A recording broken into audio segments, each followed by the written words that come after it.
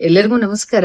ಇವತ್ ಸಂಡೇ ನಿಮ್ಗೆಲ್ಲ ಗೊತ್ತಿರುವಂಗ ನೀವು ಕ್ವಶನ್ಸ್ ಅನ್ನ ಕೆಲವೊಂದ್ ಸೆಲೆಕ್ಟ್ ಮಾಡಿ ಇವತ್ ಆನ್ಸರ್ ಮಾಡುವಂತ ಟೈಮು ಒಂದು 4-5 ಕ್ವಶನ್ಸ್ ಅನ್ನ ಸೆಲೆಕ್ಟ್ ಮಾಡ್ಕೊಂಡಿನಿ, ನೋಡೋಣ ಅಂತ. ಓಕೆ, ಫಸ್ಟ್ ಒಬ್ರು ಕೇಳಾರ ಏನು ಅಂದ್ರೆ, ಮೊಸರನ್ನ ತಲೆಗೆ ಹಚ್ಚಬಹುದಾ ಅಂತ ಕೇಳಾರ. ಹಚ್ಬಹುದು, ಏನ್ ತೊಂದ್ರೆ ಇಲ್ಲ. ಓಕೆ, ನೀವು ಗಟ್ಟಿ ಮೊಸರನ್ನ, ಅತಿ ಹುಳಿ ಇರಬಾರ್ದು. ಅತಿ ಹುಳಿ ಇತ್ತಂದ್ರೆ ಅದಕ್ಕೆ ನಾವು ಅಭಿಷಂಧಿ ಅಂತ ಹೇಳ್ತೀವಿ. ಗಟ್ಟಿ ಮೊಸರನ್ನ, ಫ್ರೆಶ್ ಮೊಸರನ್ನ ನೀವು ತಗೊಂಡು, ಇವನ್ ಅದಕ್ಕೆ ಸ್ವಲ್ಪ ಮೆಹಂದಿ ಕೂಡ ಮಿಕ್ಸ್ ಮಾಡಿ ಸರಿಯಾಗಿ ಪೇಸ್ಟ್ ಮಾಡಿ ನೀವು ಲೇಯರ್ ಬೈ ಲೇಯರ್ ಹಚ್ಕೋಬಹುದು. ಬಟ್ ಬಹಳಷ್ಟು ಡ್ರೈ ಆಗ್ಲಿಕ್ಕೆ ಬಿಡ್ಲಿಕ್ಕೆ ಹೋಗ್ಬೇಡ್ರಿ. ಸ್ಕ್ಯಾಲ್ಪ್ ಸರಿಯಾಗಿ ನೀವು ಜೆಂಟಲ್ ಮಸಾಜ್ ಮಾಡಿ ಸ್ವಲ್ಪ ಎಳಿ ಬಿಸಿಲಿಗೆ, ಹೂ ಬಿಸಿಲು ಅಂತೀವಲ್ಲ ನಾವು, ಅಂದ್ರೆ ಎಳಿ ಬಿಸಿಲು, ಅರ್ಲಿ ಮಾರ್ನಿಂಗ್ ಬಿಸಿಲಿಗೆ ಎಕ್ಸ್ಪೋಸ್ ಮಾಡೋದ್ರಿಂದ ನಿಮ್ಗೆ ಒಳ್ಳೆ ನರಿಶ್ಮೆಂಟ್, ಸ್ಕ್ಯಾಲ್ಪ್ ನರಿಶ್ಮೆಂಟ್ ಸಿಗ್ತದ. ಆಮೇಲೆ ನೀವು ಮೈಲ್ಡ್ ಶಾಂಪೂ ಆದ್ರೂ ಹಾಕ್ರಿ ಅಥವಾ ಅಂಟ್ವಾಳ ಕೈಯಿಂದ ವಾಶ್ ಮಾಡ್ಕೊಡ್ರಿ. ಮೇನ್ ಥಿಂಗ್ ಬಹಳ ಹೊತ್ತು ಬಿಡ್ಲಿಕ್ಕೆ ಹೋಗ್ಬೇಡ್ರಿ. ಬಿಕಾಸ್ ಸ್ಕ್ಯಾಲ್ಪ್ ಒಳಗಿರುವಂತ ಸಿಬೇಸಿಯಸ್ ಗ್ಲ್ಯಾಂಡ್ಸ್ ಒಳಗ ಅದು ಸಮ್ಟೈಮ್ಸ್ ಪೆನೆಟ್ರೇಟ್ ಆಗಿ ಅಲ್ಲಿ ಚಾನೆಲ್ಸ್ ಎಲ್ಲ ಕ್ಲಾಗ್ ಆಗುವಂತ ಚಾನ್ಸಸ್ ಇರ್ತದ. ಪೋರ್ಸ್ ಕ್ಲಾಗ್ ಆಗ್ಬಾರ್ದು ಯಾವಾಗ್ಲೂ. ಸೊ ನೀವು ಜೆಂಟಲ್ ಆಗಿ ಅಪ್ಲೈ ಮಾಡ್ಕೊಂಡು ಅದನ್ನ ಯೂಸ್ ತಗೋಬಹುದು. ಓಕೆ, ಏನ್ ತಪ್ಪೇನಿಲ್ಲ. ಇನ್ನೊಬ್ರು ಏನ್ ಹೇಳೋದಂದ್ರೆ, 3 ತಿಂಗಳ ಪಾಪು ಇದೆ, ಅದಕ್ಕ ಕತ್ತು ಬಹಳ ಕಪ್ಪಾಗ್ಬಿಟ್ಟೈತಿ ಅಂತ ಹೇಳಾರ. 3 ಮಂತ್ಸ್ ಬೇಬಿ ಅಂದ್ರೆ ಬಹಳ ಸಣ್ಣ ಬೇಬಿ, ಕಪ್ಪಾಗೋದು it's not that normal. But ಬಹಳ ಡಲ್ ಇತ್ತು, ಲೈಟ್ ಆಗಿ ಕಪ್ಪಾಗಿತ್ತು ಅಂದ್ರೆ ಏನ್ ಹೆದರೋ ಅವಶ್ಯಕತೆ ಇಲ್ಲ. Sometimes dirt, dust particles, fungal infection ಆಗಿರ್ಬೋದು. ಯಾಕಂದ್ರೆ ಹುಟ್ಟಿದ ಮಕ್ಕಳಿಗೆ ಕುತ್ತಿಗೆ ಭಾಗ ಎತ್ತರ ಇರುದಿಲ್ರಿ, ಹಿಂಗ ಸಿಕ್ಕೊಂಡಂಗ ಆಗಿರ್ತಾವು. ಅವು ಹಾಲು ಕುಡಿಬೇಕಾದ್ರ ಅಥವಾ ನೀವು ಏನೋ ಎಕ್ಸ್ಟ್ರಲ್ಲಿ ಫೀಡ್ ಮಾಡ್ಬೇಕಾದ್ರ ಸ್ವೆಟ್ಟಿಂಗ್ ಇಂದ ಅವು ಸಿಬೇಸಿಯಸ್ ಗ್ಲ್ಯಾಂಡ್ಸ್ ಎಲ್ಲ ಅಲ್ಲಿ ಸಿಕ್ರಿಷನ್ಸ್ ಆಗಿ ಬೆವ್ರಿನಿಂದ ಇನ್ಫೆಕ್ಷನ್ ಆಗಿ ಅಥವಾ ಡರ್ಟ್ ಇಂದಾಗಿ ಫಂಗಲ್ ಇನ್ಫೆಕ್ಷನ್ ಆಗಿ ಕಪ್ಪಾಗಿರ್ಬಹುದು. ಸೊ ಅದನ್ನ ಕ್ಲೀನ್ ಮಾಡ್ಕೊಳ್ರಿ ಫಸ್ಟ್. ಬಟ್ ಬಹಳ ಡಾರ್ಕ್ ಆಗಿತ್ತಂದ್ರ, ಭಯಂಕರ ಕಪ್ಪಾಗಿತ್ತು ಅಂತಂದ್ರ maybe it is due to some acanthosis nigricans ಅಂತ ಹೇಳ್ತೀವಿ. ಇಲ್ಲ ಅಂದ್ರೆ ಹಾರ್ಮೋನಲ್ ಎಫೆಕ್ಟ್ ಇರ್ಬೋದು, ಜೆನೆಟಿಕ್ ಫ್ಯಾಕ್ಟರ್ ಅದಕ್ಕೆ ಕಾರಣ ಇರ್ಬೋದು. ಅವಾಗ ನೀವು ಸರಿಯಾದಂತ ಪೀಡಿಯಾಟ್ರಿಷಿಯನ್ ಅನ್ನ ಕನ್ಸಲ್ಟ್ ಮಾಡಿ ಅದಕ್ಕೆ ರೆಲೆವೆಂಟ್ ಟ್ರೀಟ್ಮೆಂಟ್ ತಗೊಳ್ಳೋದು ಒಳ್ಳೆಯದು ಅಂತ ಅನಿಸ್ತದ. ಓಕೆ, ಯೂಶಲಿ ಅಕ್ಯಾಂಥೋಸಿಸ್ ನೈಗ್ರಿಕ್ಯಾನ್ಸ್ ಇರೋದು ಕೂಡ ಬಹಳ ರೇರ್ ಸಣ್ಣ ಮಕ್ಕಳೊಳಗೆ. ಸೊ ಮೇ ಬಿ ಬಹಳ ಡಾರ್ಕ್ ಕಪ್ಪಿತ್ತಂತಂದ್ರ ಹಾರ್ಮೋನಲ್ ಅಥವಾ ಜೆನೆಟಿಕ್ ಫ್ಯಾಕ್ಟರ್ ಇರ್ತದೆ. You just better consult paediatrician. Okay, ಇನ್ನು 3ನೇದ್ದು ಒಬ್ರು ಹೇಳಾರ, ಬ್ರೆಸ್ಟ್ ಫೀಡಿಂಗ್ ಸ್ಟಾಪ್ ಮಾಡಿ 5 ತಿಂಗಳಾಗಿದೆ, ಈಗ ಹೇರ್ ಫಾಲ್ ವಿಪರೀತ ಆಗ್ಯದ ನಮ್ಗ ಅಂತೇಳಿ. ಆಟೋಮೆಟಿಕಲಿ ನಾ ಹೇಳಿ ನಿಮ್ಗೆ ಲ್ಯಾಕ್ಟೇಟಿಂಗ್ ಟೈಮ್ ಒಳಗ ಹಾರ್ಮೋನಲ್ ಇಂಬ್ಯಾಲೆನ್ಸ್ ಬಹಳ ಆಗಿರ್ತದ ಮತ್ತು ನ್ಯೂಟ್ರಿಯೆಂಟ್ಸ್ ಕಡಿಮೆ ಆಗಿರ್ತಾವ. ನೀವು ನಿಮಗೂ ಸಾಲ್ಬೇಕು, ಜೊತೆಗೆ ನಿಮ್ಮ ಮಗುವಿಗೂ ನೀವು ಫೀಡ್ ಮಾಡ್ಬೇಕು. ಹಿಂಗಾಗಿ ಆ ಟೈಮ್ ಒಳಗೆ ಸರಿಯಾಗಿ ಫುಲ್ಫಿಲ್ಮೆಂಟ್ ಬೇಕಾಗ್ತದ. ಡ್ರಾಸ್ಟಿಕ್ ಹಾರ್ಮೋನಲ್ ಇಂಬ್ಯಾಲೆನ್ಸ್ ಆಗಿರೋದ್ರಿಂದ ನೀವು ಬಹಳ ಕೇರ್ ತಗೋಬೇಕಾಗ್ತದ. ಒಂದು ಮೆಂಟಲ್ ಸ್ಟ್ರೆಸ್ ಕೇರ್ ತಗೋಬೇಕಾಗ್ತದ. ನಿದ್ದೆ ಸರಿ ಆಗ್ತಿರಂಗಿಲ್ಲ ನೋಡ್ರಿ. ಮಗು 5 ತಿಂಗಳ ಮಗು ಅಂದ್ರೆ ಅದೇ ನಿಮ್ ನಿದ್ದೆ ಮಾಡಿಸ್ಕೊಡ್ತದ ಅಂತ ಮಾಡ್ರಿ, ರಾತ್ರಿ ಎಲ್ಲ ಜಾಗರಣೆ ಆಗ್ತಿರ್ತದ. ಸೊ ಅಲ್ಲಿ ನಿದ್ದೆ ಸರಿ ಆಗ್ಲಿಲ್ಲ ಅಂದ ತಕ್ಷಣ ಆಟೋಮೆಟಿಕಲಿ ನಿಮ್ದು ಓವರ್ ಆಲ್ ಹೆಲ್ತ್ ಡ್ಯಾಮೇಜ್ ಆಗ್ತಿರ್ತತಿ. ಹಾರ್ಮೋನಲ್ ಇಂಬ್ಯಾಲೆನ್ಸ್ ಇರ್ತಾವ. ಇವನ್ನೆಲ್ಲವನ್ನೂ ಸ್ವಲ್ಪ ನೀವು 1 by 1 ಬಹಳ ಪೇಶನ್ಸ್ ಇಂದ ಹೈಲಿ ನ್ಯೂಟ್ರಿಷಿಯಸ್ ಇರುವಂತ ಆಹಾರವನ್ನ ತಗೊಳ್ತಾ ನೀವು ಮತ್ತೆ ವಾಪಸ್ ಸರಿಯಾಗಿ ಹೈಡ್ರೇಷನ್ ಪ್ರಾಪರ್ ಮಾಡ್ಕೊಂಡು ನಿಮ್ ಬಾಡಿ ಟೇಮಿಂಗ್ ಮಾಡ್ಕೊಂತ ಬಂದಾಗ ಸೊ ಗ್ರಾಜುವಲಿ ಮತ್ತೆ ವಾಪಸ್ ನಿಮ್ಮ ಬಾಡಿ ರೀಗೇನ್ ಮಾಡ್ಕೋತದ. ಅವಾಗ ಹೇರ್ ಫಾಲ್ ಸ್ಟಾಪ್ ಆಗ್ಬೋದು. ಬಟ್ ಈ ಟೈಮ್ ಒಳಗೆ ಆಗೇ ಆಗ್ತದೆ. Don't worry too much. First you take care of yourself as well as your baby. Okay, ಇನ್ನೊಬ್ರು ಏನ್ ಕೇಳಾರಂದ್ರ, how to survive from narcissistic husbands physical and emotional abuse ಅಂತ ಕೇಳಾರ. Really it is very unfortunate. ಈ narcissistic personality disorder ಅನ್ನುವಂಥದ್ದು ಏನದಲ್ಲ, ಇದು one of the personality disorders ಒಳಗ್ ಬರ್ತದ್ರಿ. ಓಕೆ, ಪರ್ಸನಾಲಿಟಿ ಡಿಸಾರ್ಡರ್ಸ್ ಅನ್ನೋದನ್ನ ನಾನು ಒಂದ್ ಸೀರೀಸ್ ಮಾಡ್ತೀನಿ. ಅದ್ರೊಳಗ NPDs ಅಂದ್ರೆ ನಾರ್ಸಿಸ್ಟಿಕ್ ಪರ್ಸನಾಲಿಟಿ ಡಿಸಾರ್ಡರ್ ಅಂತ ಹೇಳ್ತೀವಿ, ಬೈಪೋಲಾರ್ ಡಿಸಾರ್ಡರ್ಸ್ ಅಂತ ಹೇಳ್ತೀವಿ, ಅಥವಾ ಪ್ಯಾರಾನಾಯ್ಡ್ ಡಿಸಾರ್ಡರ್ಸ್ ಅಂತ ಬರ್ತದ, ಬಾರ್ಡರ್ ಲೈನ್ ಡಿಸಾರ್ಡರ್ಸ್ ಅಂತ ಬರ್ತದ. ಹಿಂಗ ವೆರೈಟೀಸ್ ಆಫ್ ಡಿಸಾರ್ಡರ್ಸ್ ಆಗ್ತಾವ್. ಇಲ್ಲಿ ಬರೀ ಗಂಡ್ಮಕ್ಳಷ್ಟೇ ಅಫೆಕ್ಟ್ ಆಗಿರುವುದಿಲ್ಲ. ಸೋ ಮೆನಿ ಟೈಮ್ಸ್ ಹೆಂಗಸರಿಗೂ ಇದು ಸಮಸ್ಯೆ ಇರ್ತದ. ಇದು ಈಕ್ವಲ್, ಏನು ಗಂಡಸರ್ಗೆ ಹೆಣ್ಮಕ್ಳಿಗೆ ಇಬ್ಬರಿಗೂ ಈ ಪ್ರಾಬ್ಲಮ್ಸ್ ಇರಬಹುದು. ಅನ್ಫಾರ್ಚುನೇಟ್ಲಿ ಅವ್ರಿಗೇನಾದ್ರು ಚೈಲ್ಡ್ಹುಡ್ ಟ್ರಾಮಾ ಆಗಿದ್ರ ಅಥವಾ ಮನೆಯೊಳಗ್ ವಾತಾವರಣ ಸರಿ ಇಲ್ಲ ಅಂದ್ರ, ಅವ್ರಿಗೆ ಸರಿಯಾದಂತ ಕೇರ್, ಪ್ರೀತಿ, ಗೌರವ ಸಿಕ್ಕಿರ್ಲಿಲ್ಲ ಅಂತಂದ್ರ ಆ ವ್ಯಕ್ತಿಯ ಮನಸ್ಸು ಒಳಗಡೆ ಏನಾಗ್ಬಿಟ್ಟಿರ್ತದಂದ್ರ ಒಂಥರ ದಬಾವ್ ಆಗಿ ಆಗಿ ಆಗಿ ಆಗಿ ತನ್ನ ಒಪಿನಿಯನ್ ಹೇಳಾಕ ಸರಿಯಾದ ಅವಕಾಶನೇ ಇರುವುದಿಲ್ಲ. ಸುತ್ತಮುತ್ತಲು ಎಲ್ಲರೂ ಅವ್ರನ್ನ ಸಪ್ರೆಸ್ ಮಾಡೋರು ಇರ್ತಾರೆ.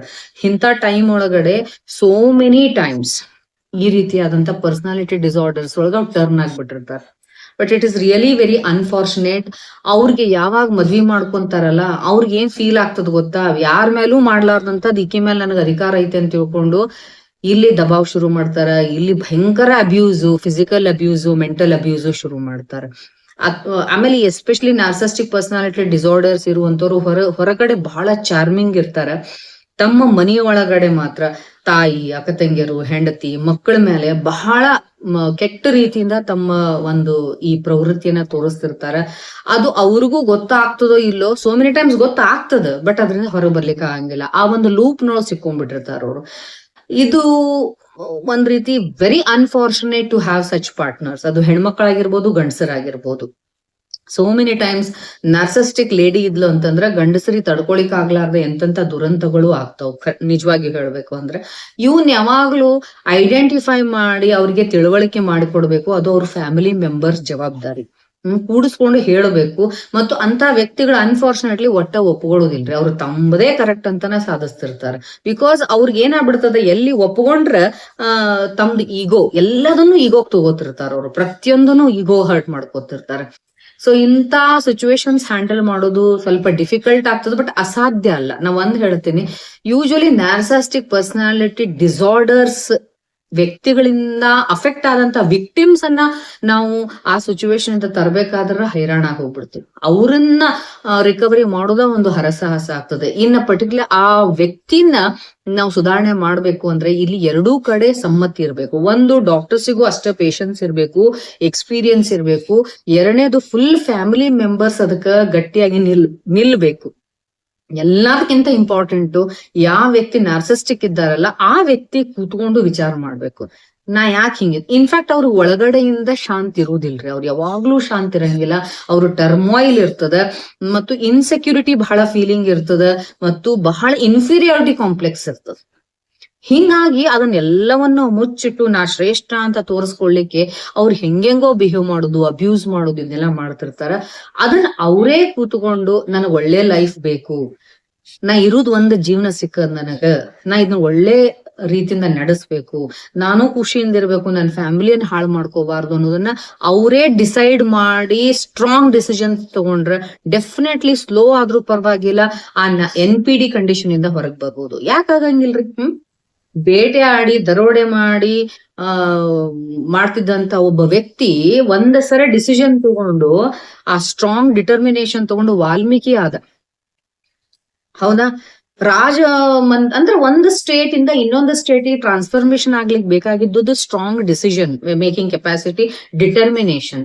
ರಾಜಕುಮಾರ ಇದ್ದಂತ ಹುಡುಗ ಸಡನ್ ಆಗಿ ಬುದ್ಧನ. ಸೊ ಅವ್ರ ಆಗ್ಯಾರ ಅಂದ್ಮೇಲೆ ಇವ್ರಿಗೆ ಆಗ್ಲಿಕ್ಕೆ ಆಗಂಗಿಲ್ಲ ನಾವು. ಬಟ್ ಆಗ್ಲಿಕ್ಕೆ ಅವ್ರು ಓಪನ್ ಆಗ್ಬೇಕು, ಒಪ್ಕೋಬೇಕು. ಮೊದ್ಲು ನಾನ್ ನಾರ್ಸಿಸ್ಟಿಕ್ ಇದ್ದೇನೆ, ನನಗ ಆ ಪ್ರಾಬ್ಲಮ್ ಐತಿ, ನನ್ನಿಂದ ಇಷ್ಟು ಜನ ಸಫರ್ ಆಗ್ತಾರ. ಅದು ಅವ್ರಿಗೆ ಗೊತ್ತಾಗ್ತದ. ಏನು ಅಂದ್ರ ಫಸ್ಟ್ ಆಫ್ ಆಲ್ ಅವ್ರ ಸುತ್ತಮುತ್ತಲು ಬಹಳ ಜನ ಇರಂಗಿಲ್ಲ. ಅವ್ರನ್ನ ಕಂಡ್ರೆ ಜನರಿಗೆ ಇಷ್ಟ ಆಗ್ತಿರಂಗಿಲ್ಲ. ಯಾಕಂದ್ರ because their abusive language, their behaviour, their very negative behaviour ಇರ್ತೈತಿ. ಅವ್ರ ಸುತ್ತಮುತ್ತಲು ಒಂದ್ ರೀತಿ ಕತ್ತಿ ಹೆಚ್ಚಿದಂತ ವಾತಾವರಣವನ್ನ ಸೃಷ್ಟಿ ಮಾಡ್ತಾರ. ಅವರು ಬಹಳ ವಿಷಯುಕ್ತವಾದಂತ ವಾತಾವರಣ ಇರ್ತೈತಿ. ಹಂಗಿದ್ದಾಗ ನನಗ್ ಯಾಕೆ ಹಿಂಗ ಆಗ್ತದ? ಅವ್ರ ಅಂತ ಟೈಮ್ ಒಳಗ ಅನ್ಫಾರ್ಚುನೇಟ್ಲಿ ಅವ್ರ ಏನ್ ವಿಚಾರ ಮಾಡ್ತಾರ ಗೊತ್ತಾ, ನಾ ಬಹಳ ಸತ್ಯವಂತ, ನಾ ಸತ್ಯ ಹೇಳ್ತೀನಿ, ಅದಕ್ಕ ಯಾರು ನಾನ್ ಲೈಕ್ ಮಾಡಂಗಿಲ್ಲ ಅಂತಾರ. ಹಿಂಗ್ ವಿಚಾರ ಮಾಡೋರಿಗೆ ನೀವೇನ್ ಹೇಳ್ತೀರಿ? ಅವ್ರ ಹಂಗ ಮಾಡ್ಬಾರ್ದು. ನಾನ್ ಯಾಕೆ ಹಿಂಗಿದ್ದೀನಿ, ನನ್ ಯಾಕೆ ಯಾರು ಇಷ್ಟ ಪಡಂಗಿಲ್ಲ, ನನಗ್ ಯಾಕೆ ಆತ್ಮಶಾಂತಿ ಇಲ್ಲ, ನನ್ನ ಜೊತೆಗಿದ್ದವ್ರು ಯಾಕೆ ನಗನಗತಾ ಇಲ್ಲ, ನಾವೊಂದು ಫ್ರೀ ಲೈಫ್ ಅನ್ನ ಯಾಕೆ ನಡೆಸ್ಲಿಕ್ಕತ್ತಿಲ್ಲ, ನನ್ನಲ್ಲಿ ಏನೋ ಸಮಸ್ಯೆ ಆಗೇತಿ. ಇದಕ್ ಅವ್ರ ಚೈಲ್ಡ್ಹುಡ್ ಟ್ರಾಮಾಸ್ ಮೇನ್ ಕಾರಣ ಇರ್ತಾವ. ಅವ್ರ ಬ್ರಿಂಗಿಂಗ್ ಅಪ್ ಸರಿ ಇರುವುದಿಲ್ಲ. ಸೊ ಇಂಥವ್ರಿಗೆ ಪ್ರಾಪರ್ ಕೌನ್ಸಿಲಿಂಗ್, ಅದು ರೆಗ್ಯುಲರ್ ಕೌನ್ಸಿಲಿಂಗ್ ಆಗ್ಬೇಕು. ಹಿಂದಿನ ಒಂದ್ ಟೈಮ್ ಒಳಗಿತ್ರಿ, ಸೈಕ್ಯಾಟ್ರಿಕ್ ಹಾಸ್ಪಿಟಲ್ ಹೋದ್ರ ಸ್ವಲ್ಪ ಮುಜುಗುರು ಪಟ್ಕೋತಿದ್ರು. ಈ ಹಂಗೇನೂ ಇಲ್ಲ. ಆಕ್ಚುಲಿ ಎನಿಬಡಿ, ಯಾರಿಗಾದ್ರೂ ಒಂದ್ ಈಗ ಬೈಪೋಲಾರ್ ಡಿಸಾರ್ಡರ್ಸ್ ಇರೋದು ಎಷ್ಟು ಮಂದಿ ನಮ್ಮಲ್ಲಿ ಪೇಷಂಟ್ಸ್ ಬರ್ತಾರ, ಅಂತವ್ರಿಗೆ ನಾವು ಸೈಕ್ಯಾಟ್ರಿಕ್ ಒಪಿನಿಯನ್ ಕಳಿಸ್ತೇವಿ. NPDs ಎಷ್ಟೊಂದ್ ಜನ ಬರ್ತಾರ. ಆಮೇಲೆ ಬಾರ್ಡರ್ ಲೈನ್ ಪರ್ಸನಾಲಿಟಿ ಡಿಸಾರ್ಡರ್ಸ್ ಇರೋರು ಒಪ್ಕೋಬೇಕು. Main thing ಇರುದ ಒಪ್ಕೊಳ್ಳೋದು. ಹೌದು, ನನಗೆ ಹಿಂಗೈತಿ, ನಾ ಇದರಿಂದ ಹೊರಗೆ ಬರ್ಬೇಕು, ನನ್ನ ಹೆಂಡತಿ ಮಕ್ಕಳೇ ನಾ ಖುಷಿ ಕೊಡ್ಬೇಕು, ಅಥವಾ ನನ್ ಗಂಡ ನನ್ ಮಕ್ಕಳಿಗೆ ನಾ ಚಂದಾಗಿ ಇಟ್ಕೋಬೇಕು ಅನ್ನೋದು ಬಂತು ಅಂದ್ರ ಅರ್ಧ ಟ್ರೀಟ್ಮೆಂಟ್ ಆದಂಗ. ಹಂಗ್ ಚೇಂಜ್ ಆದವರು ಅದಾರ. ಇನ್ಫ್ಯಾಕ್ಟ್ ನಿಮ್ಗೆ ಹೇಳ್ತೀನಿ, ಕೆಲವು ಜನ ನನ್ ಹಿಂಗ್ ಸಮಸ್ಯೆ ಐತ್ರಿ, ನಾನು ಇದನ್ನ ಒಪ್ಪಕೊಂಡು ಆರಾಮ ಆಗ್ತೀನಿ, ನಾನು ಒಂದ್ ಹೆಜ್ಜೆ ಮುಂದುವರಿತೀನಿ ಅಂತ ಯಾರು ಮುಂದೆ ಬರ್ತಾರಲ್ಲ ಅವರಿಗೆ ನಾರ್ಮಲ್ ವ್ಯಕ್ತಿಗಳಿಗಿಂತ ಹೆಚ್ಚಿಗೆ ಗೌರವ ಸಿಗ್ತದೆ. ಯಾಕಂದ್ರೆ ಈ ನೆಗೆಟಿವ್ ಕ್ಲಚ್ ನಿಂದ ಹೊರಗ್ ಬರೋದು ಧೀರರ ಲಕ್ಷಣ. ರಿಯಲಿ ಯಾರು ಗಟ್ಸ್ ಇರ್ತದಲ್ಲ ಅವ್ರು ಮಾತ್ರ ಪಾಸಿಟಿವ್ ಕಡೆ ಬರ್ಲಿಕ್ಕೆ ಸಾಧ್ಯ ಆಗ್ತದೆ. ಯಾವುದೋ ಜನ್ಮದ ಕರ್ಮಾನುಬಂಧದಿಂದ ಅವ್ರವ್ರ ನಾವು ಸೈಂಟಿಫಿಕಲಿ ಹೇಳ್ಬೇಕಂದ್ರ PTSD ಆಗಿರ್ತದ, ಪೋಸ್ಟ್ ಟ್ರಾಮ್ಯಾಟಿಕ್ ಡಿಸಾರ್ಡರ್ಸ್ ಇಂದ, ಫ್ಯಾಮಿಲಿ ಅಟ್ಮಾಸ್ಫಿಯರ್ ನಿಂದ ಅಂತ ಪರಿಸ್ಥಿತಿ ಬಂದ್ಬಿಟ್ಟಿರ್ತದ. ಬಟ್ ನನಗ್ ಮುಂದೆ ಇಂತ ಲೈಫ್ ಬೇಡ, ಏನಾದ್ರೂ ಯಾಕಾಗ್ಲಿ ಅಂತ ಹೇಳಿ ನಂಬಬೇಕು ಜನರನ್ನ. ಅನ್ಫಾರ್ಚುನೇಟ್ಲಿ ನಾರ್ಸಿಸ್ಟಿಕ್ ಪೀಪಲ್ ಯಾರನ್ನೂ ನಂಬಂಗಿಲ್ಲ. ಯಾಕಂದ್ರೆ ಅವ್ರು ತಮ್ಮನ್ನೇ ತಾವ್ ನಂಬ್ತಿರಂಗಿಲ್ಲ, ತಮ್ಮ ಮೇಲೆ ತಮ್ಮ ನಂಬಿಕೆ ಇಲ್ಲ ಅಂದ ಮೇಲೆ ಅವ್ರ ಮಂದಿ ನಂಬಂಗಿಲ್ಲ. ಇದನ್ನ ಸ್ಲೋಲಿ ನಾವು ನಂಬಬೇಕು. ಅವ್ರು ಜನರನ್ನ ನಂಬಿ, ಇಲ್ಲ ನನ್ನ ಈ ಕ್ಲಚ್ ಇಂದ ಹೊರಗೆ ತೆಗೀರಿ ಅಂತ ಹೇಳಿ ಬಹಳ ಹಿತೈಷಿಗಳ ಜೊತೆಗೆ ಡಿಸ್ಕಸ್ ಮಾಡಿ ಹೊರಗ್ ಬಂದ್ರ ಏನ್ ಮಹಾ ಲೈಫ್ ಇರುದು ಒಂದ್ ಸರಿ ಬಂದೀವಿ ಭೂಮಿ ಮೇಲೆ. ಅಂತವ್ರು ಚೇಂಜ್ ಆಗ್ಬೋದು. ಅಂಥವ್ರು ದುಷ್ಟರಿದ್ದಂಥವ್ರು ಚೇಂಜ್ ಆಗ್ಬಿಟ್ರಂದ್ರೆ ಅವ್ರಿಗೆ ಸಿಗುವಷ್ಟು ಮನ್ನಣೆ ಇವನ ಸಜ್ಜನರಿಗೂ ಸಿಗಂಗಿಲ್ಲ. ಇದು ಮಾತ್ರ ಪಕ್ಕ.